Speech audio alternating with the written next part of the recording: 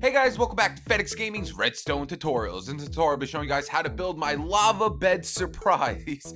So what happens is when I get into this bed, lava is going to spew out from behind that painting, thus covering me over with lava, and then once I get out of the bed, I will be burned to death. So the cool thing about this is if you have two people in the world, you need both people to go to bed. So if your friend goes to bed and you don't, that means you'll have the deciding factor on whether you want to kill your friend or if you don't want to kill your friend. So let me just show you what happens. So we're going to get in our bed.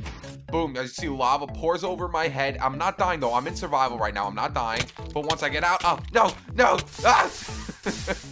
I die. But like I said, if you are in the world with your friend, oh no. Why did it do this? Oh God, I forgot it set the spawn. It set the spawn. This is even worse than I thought. I forgot that it sets the spawn. Get out. Alright, so the lava bed surprise just got 1,000 times worse. Alright guys, so we're going to move over to creative and I'm going to show you how to build this extremely horrible death trap apparently.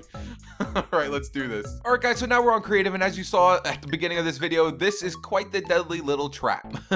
So for this build, we're going to need a 3x3 spacing. We're also going to have to dig down 2. However, we're going to have enough room to dig down 3. So just make sure you have enough room to dig down 3. For this build, we're going to need 1 dispenser, 4 redstone torches, 1 redstone dust, 3 regular pistons. Don't have to be sticky, just make sure you have a regular piston. We're going to need some blocks of choice. I'm going to be using quartz for my walling and smooth sandstone for my flooring. We're also going to need a painting, a bucket of lava, and of course, a bed. So once you got your 3x3 spacing, you've dug down your 2, come to the bottom left and count over 1. 1, and then take out your floor block and go up 2 blocks, 1, 2, and then out 1 away from the 3x3 like that. So it looks something like this. And then right here is where your bed's gonna go, like that. And make sure the back of the bed is towards the 3x3 over here. Next, what I want you to do is come over here, delete the block underneath the front of your bed, and then delete this block right here, and then just come right underneath here and put a regular piston facing downwards like this. You can go ahead and put your block back here, and then put a block right in front of your regular piston like that. Then off the back side of the block that's in front of the piston, we're gonna put a redstone torch here. Put a block right above it, and then put torches all over this block like this. They should all go off.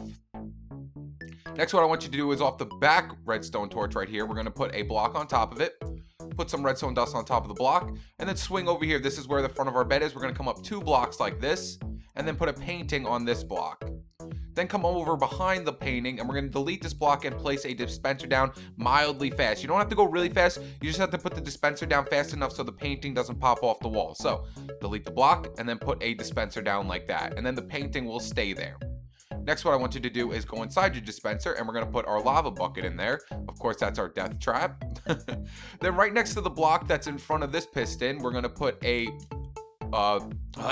piston facing upwards here and a piston facing upwards here, and then put your blocks of choice right above them. The reason why we do this is because so the lava spreads out. If you don't do this, the lava will just fall down right here and then go off to the side. It won't go all over the bed, so then your friend can get out. So you have to put 2 pistons like that so it pops the blocks up and the lava will spread out further. And then you know what, that's it, you're done. So now all you have to do is fill in your flooring, make it look all nice. And then of course you can see the piston from the side of the bed. You can't see it when your friend's going towards the front of the bed. So if you, just in case you don't want them to see that piston, maybe they know a little bit about redstone and they'll go, okay, I'm not sleeping in that bed. You can put you could go ahead and put some half slabs on the round side of the bed like this, so then they can't see anything, or you could just put some half slabs like that if you want to. But if your friend's not really redstone savvy and they have no idea what's going on, then you can go ahead and just leave your bed like that, because I'm pretty sure they will not know what's going to happen to them. So then all we have to do is just fill in our flooring and everything.